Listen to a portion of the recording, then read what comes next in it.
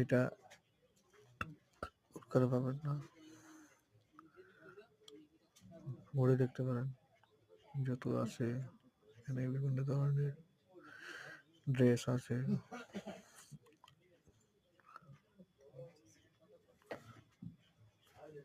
তারপর শাড়ি আছে,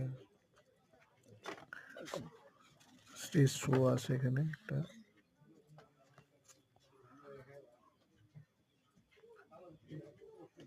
ঘুরে দেখতে পারবেন। এখানে অনেক রকমারি জিনিস এখানে পাওয়া যাচ্ছে।